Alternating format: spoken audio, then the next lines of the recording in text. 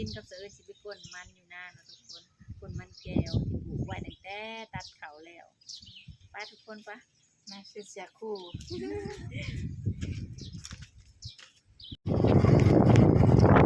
ไปกดมันไป2 คนมันเนี่ยสาวยิงกิทุระอีกแล้ว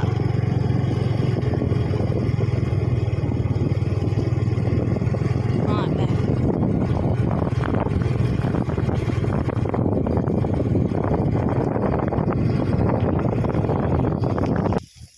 หอดเลยเขาหน้าแซงที่เฮามาเบิ่งเหมือนนั่นนะพะหลอก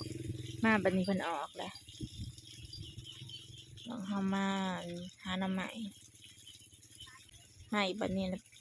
ออกห่วงแล้วหน่อยก็แต่เกี่ยวแล้ว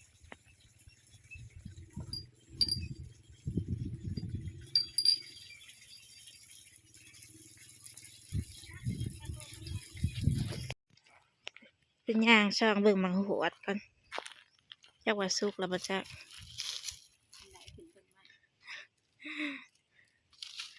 ขึ้นไปพระสุดจำว่า โมมีปลาย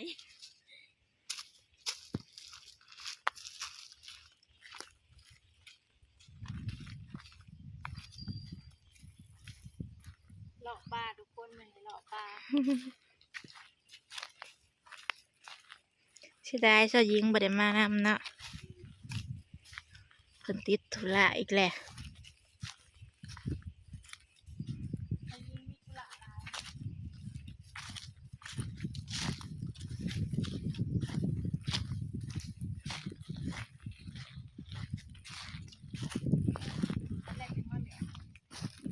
มาส่องเบิ่งซื้อบ่กดมันแล้วจังมาเนาะฮอดแล้วต้นขวด ลายอยู่ทุกคน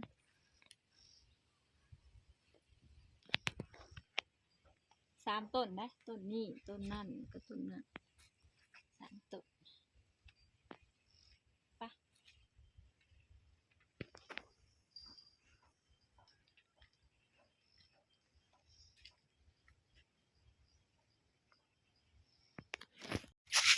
หลอกป่า2 คนหลอกป่า5มาหัวด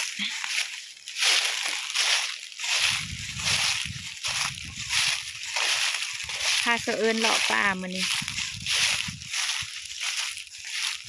หากินหมักหัวดพี่น้องเจ้าหญิงบ่ได้มานำเจ้าหญิงติดธุระเจ้าหญิงธุระหลาย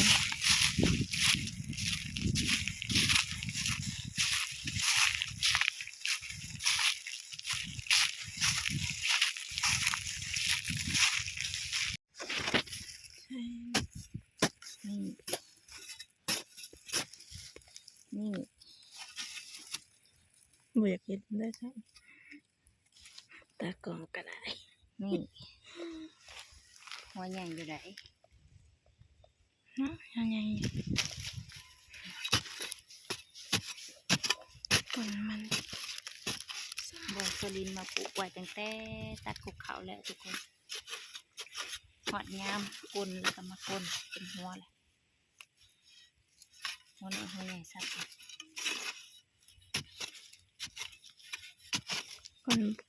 กลมันก็บ่เคยกลสลิน ไม่เคยกลน กล สัก มั่ว หัว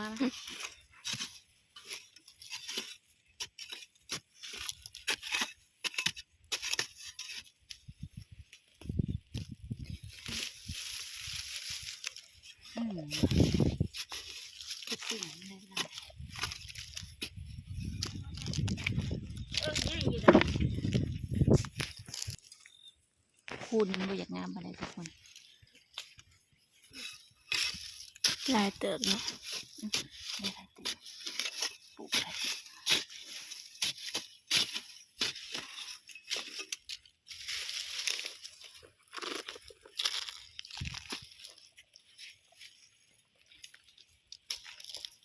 โอ้ยเก็บมันก็เก็บบ่เบิด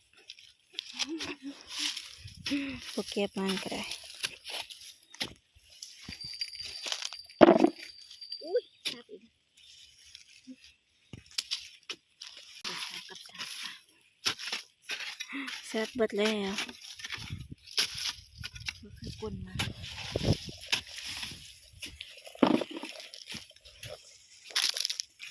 ายเติบ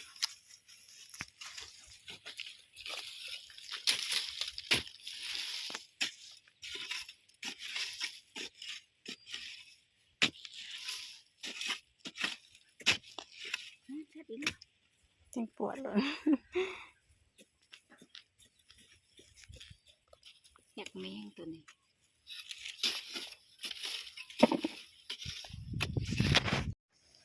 อะไรเลยง่ายป่ะ เหนื่อยแล้วหาคนหัวใหญ่ๆนี่ก่อน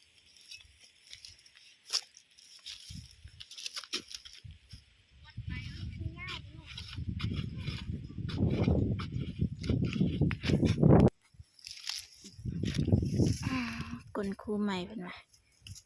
เปลี่ยนครูนั้นหัวหน่อยครูนี้หัวใหญ่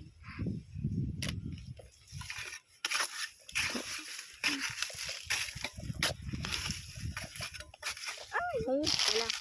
งู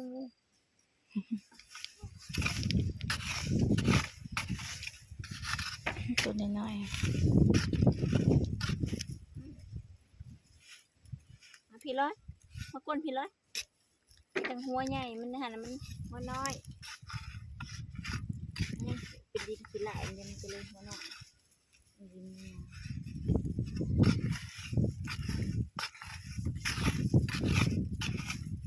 มันถือกินงูได้มา ถึงประมาณ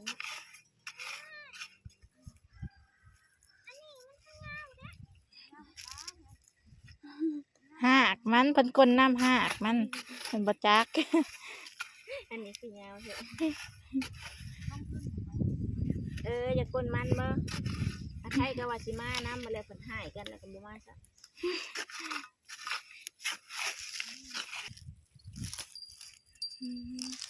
สามหัวยิงกันทุกคนสลินกับทุกคนมันจักเถอะก้นบัดกระซับบัดน่ะโอ้หัวใหญ่เด้อคูณ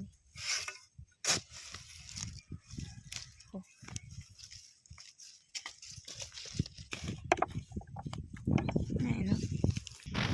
มะม่วงเพิ่นก็ดกเจ้าของนามักกวนมันมะม่วงก็ซอดกขนาดส่วนบักใหญ่ก็ดกโคตรดกเลยโอ้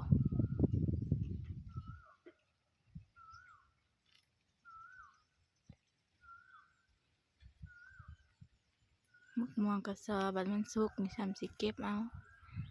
มันหล่น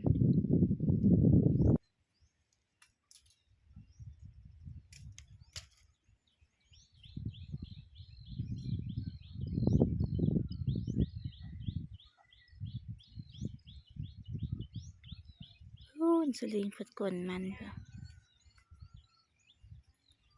มาถ่ายมะม่วงให้พี่น้องเบิ่งสะออนมันดกย่างมาเบิ่งลำมันล่ะเราทำปลูก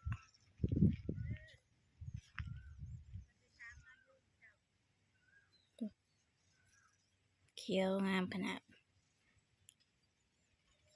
ลำสันไว้เพิ่นทันละปลูกมัน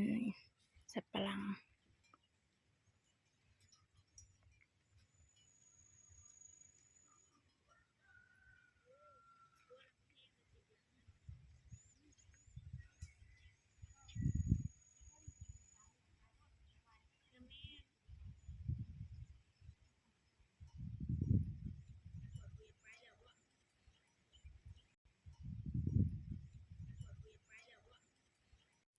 ทางนี้ก็ดก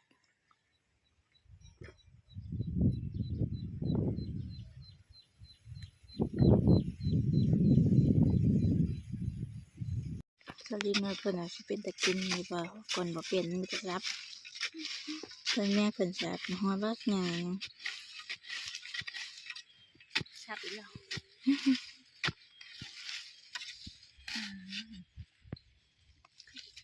หัวน้อยชับกับใคร คนไปจนสุดคู่เพิ่นน่ะย้ายคู่ใหม่ไปเลย หลายคนอยู่ขุดเหมือนกันเจะคลองหน้าเพิ่นนั่นแหละ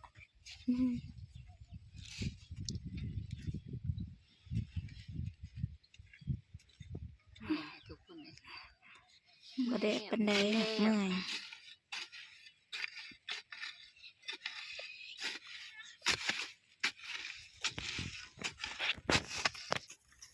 นี่หมาเพิ่นก็มานอนบ่องขุดมันน่ะมันสุ่มแล้วมันเย็นมานอน เชิญ อืม สิเป็นแต่กินบ่ทุกคนมัน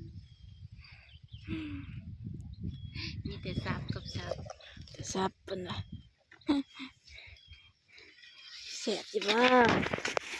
หัดไปดินแล้วมันเป็นหนึ่งแล้วก็หัดไปกวดแล้วกินแล้วก็ บ่ใหญ่บ่บ่ใหญ่อีกแหละอืมใหญ่อยู่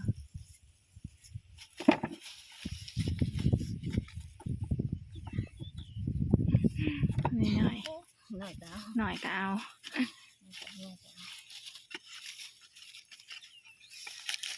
โอ้ยมันเป็นหมักสับหัวมัน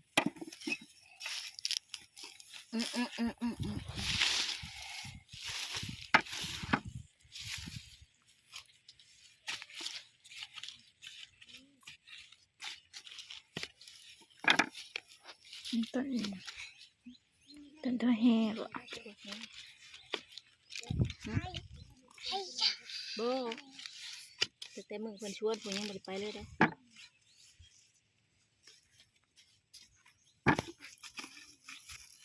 เดี๋ยวมื้อได้สิพาไปนะ ซะหน่อยว่าเอายากแท้ซะหน่อยว่า โอ้ยหัวบักง่ายประมาณเด้อพวก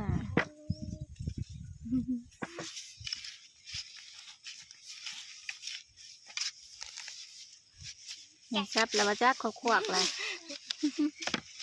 เอาคนหนึ่งจุกคนหนึ่งก้นว้ายหัวใหญ่เด้อกดกระวิลอย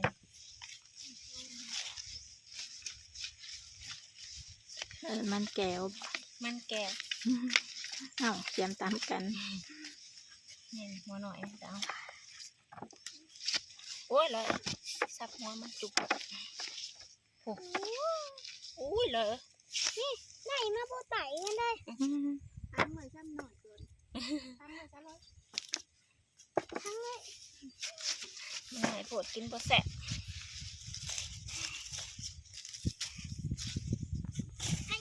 ดินซุ่มกับหัวใหญ่ทุกคน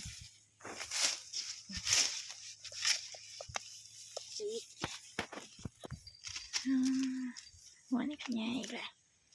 แต่หัวใหญ่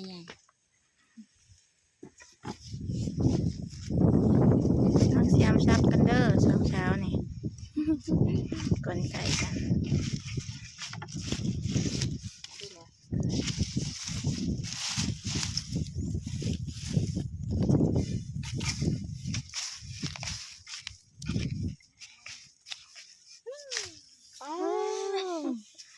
กระแดงมันใหญ่เพิ่น ห กัน มานเด้อเป็นหมานเด้อ ตัวนี้ก็หัวบักใหญ่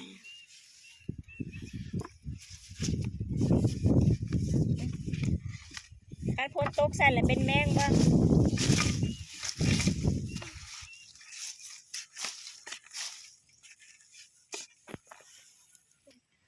บ้องน้ำถึงก้นแล้วก็เป็นตะกิตม ก้นเตียแหลกน้ำบ่เทิงมาคือหัวหน่อย บันนี้หัวเริ่มเตรียมสิหมกกันเลย แต่ก่อนก็อยู่ไกลก็ดอกซับกุดซับมันไปแล้ว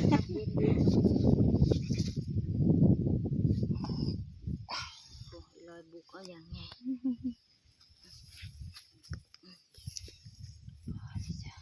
สิได้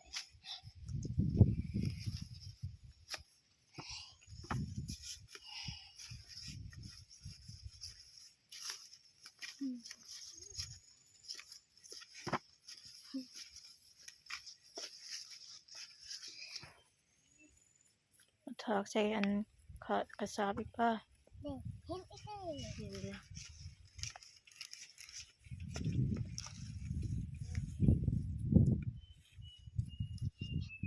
มาถอกใส่กระสอบไว้เต็มขู่ลงมาถอกใส่กระสอบเต็มขู่ลงกระสอบใส่กระสอบไว้ก้นไม้บัดนี้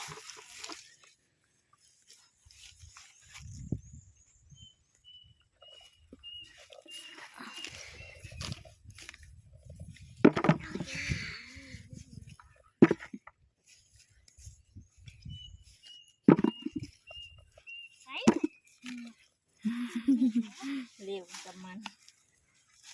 สาวน้อยๆเพิ่นก็ก้นเก่งนะแต่หัวใหญ่ๆเพิ่นก้นนะ แบบหัวเฮาบ่เห็นนะบัดแลมันปุ่งขึ้นมาคือตามเช่นปุ่งใบขึ้น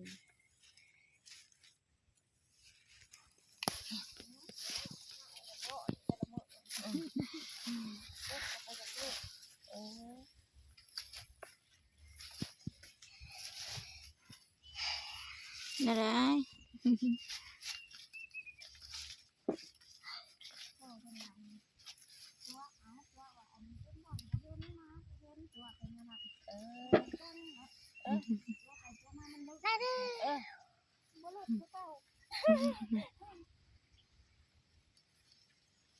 ตัวอะไรถืออะไรเหรอหัวใหญ่บ่สุรินทร์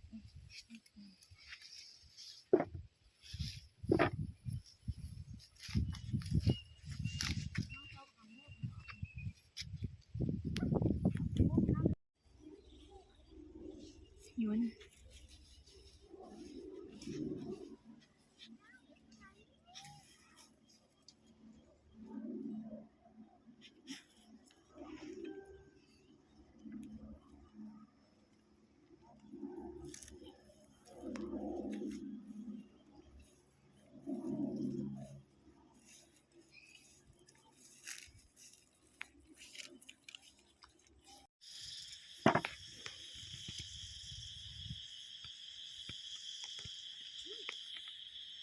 มันใส่ผิดนะ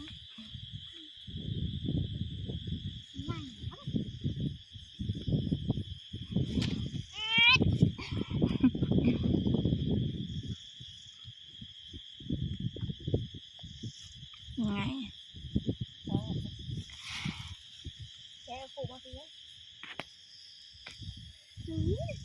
หัวใหญ่ หอมบักใหญ่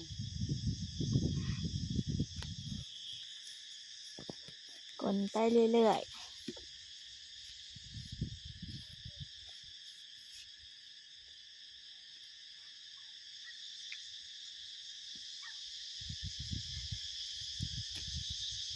ที่เตรียมสอบหนึ่งเลย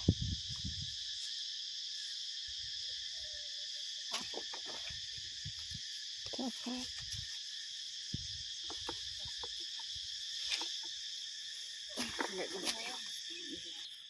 มอมแมมนะพ่อนะเจ๋อเลย เป็นห้อยมันแตกไปได้ญี่ปุ่นมันแตก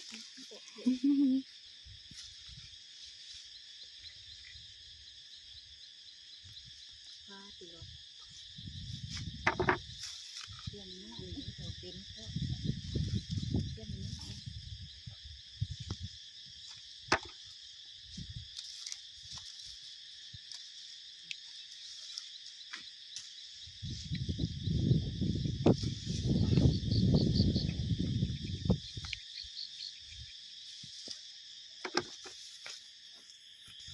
ขนาดมันแตกเถือะมากลกับหัวใหญ่แตกนะหัวใหญ่บ่มีแต่หัวใหญ่ๆหัวหน่อยก็ลายอยู่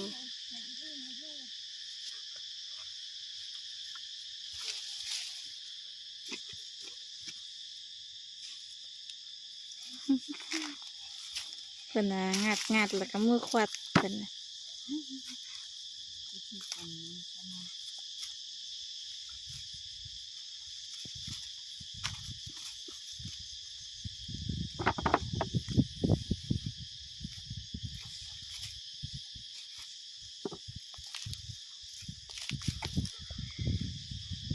างหล่างก็เป็นเขาวหน้าแซง มาหวังหันถ้าละออกบัดมาบัดนี้ออกห่วงเลยจังน้อยก็ซุกได้เกี่ยวแล้ว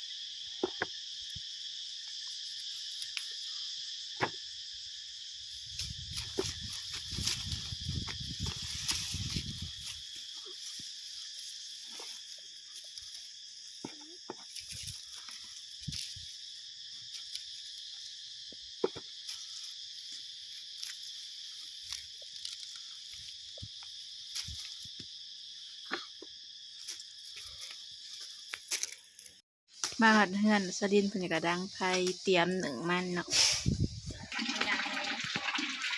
ตอนนี้สลินเพิ่นกำลังล้างมันล้างมันหนึ่งคือส่งสิบ่หวานดอกทุกคนมันยังเป็นหัวใหม่ปลาให้มันเหี่ยวก่อนจังหวาน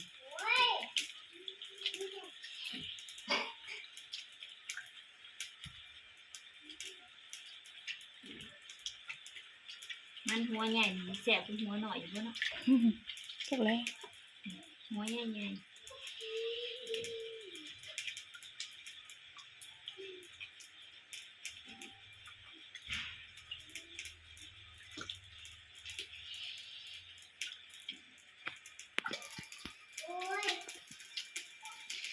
ๆลายเกิดทุกคน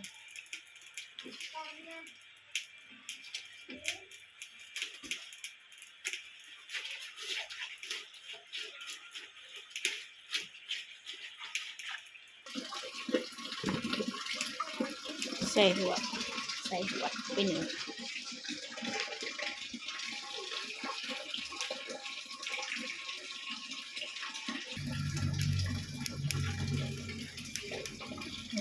่งแบบทิ้งไว้ประมาณจักนาทีสิสุก4-5 นาทีกำลังสุกทุกคน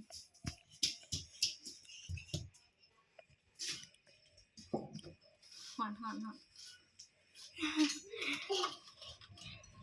สุกแล้วเด้อมาเด้อกินอาหารเด้ออุ้ย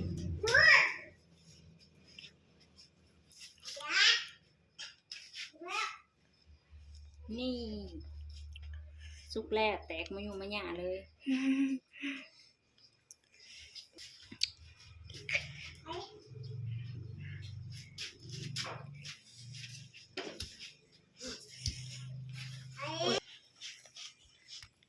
เด้อมากินมันน้ำกันเด้อใช่บ่บ่ซิงได้นั่นบ่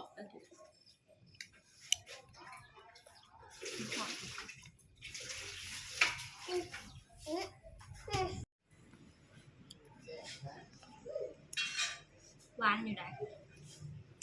หวานอยู่มันบ่ทันเหี่ยวกับหวาน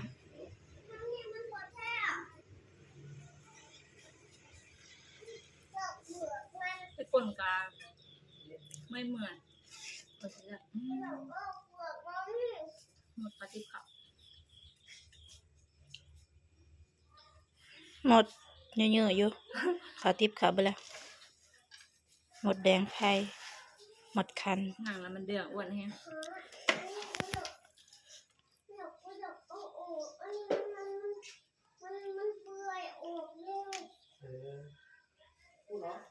หอนบ่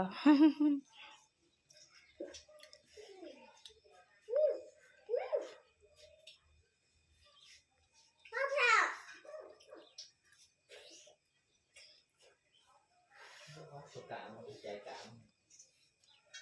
ชักอยู่ทุกคน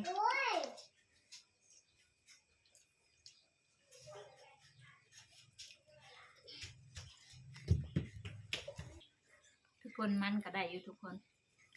3 คู่เนี่ยได้3 สอบคู่ละสอบปันกันคนละสอบ3 คนมา1แบบนี้คลิปนี้ก็ขอจบเพียงสำนี้นะทุกคนคลิปหน้าพบกันใหม่บ๊ายบาย